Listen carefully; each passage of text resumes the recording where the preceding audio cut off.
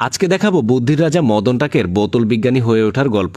দেখেন রান্নার সময় প্রয়োজন অনুযায়ী পানি পাওয়ার জন্য কত সুন্দর একটা টেকনিক। এরপরে দেখেন ছোট ছোট বোতল কেটে তার গাছের ভুট্টাগুলোকে কিভাবে সুরক্ষিত রাখছে।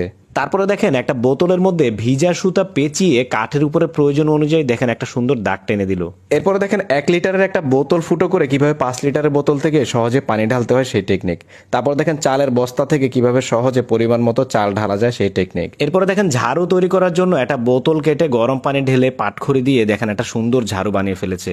এরপর দেখেন প্লাস্টিকের বোতলের মুখা ফুটা করে এর ভিতরে রশি বা দড়ি ঢুকিয়ে ভেজা কাপড় বা তেরপাল ভারী যে কোনো জিনিসকে কিন্তু বাঁধা যায় খুব সহজে। তারপরে দেখেন ফ্রাই প্যানের ঢাকনার হাতল ভেঙে গেলে কিভাবে নতুন করে আবার বোতল দিয়ে সেই ঢাকনার হাতল বানাতে হয়। তারপরে দেখেন ওয়ান টাইম গ্লাস রাখার কত সুন্দর একটা টেকনিক। এরপরে দেখেন গরু বা ছাগলের নাড়ি ভুড়ি পরিষ্কার করাটা কিন্তু একটা ঝামেলার বিষয় এবং খুব কঠিন একটা বিষয়। দেখেন বোতল কেটে কিভাবে এটাকে সহজে পরিষ্কার করা যায় সেই টেকনিক। এরপরে দেখেন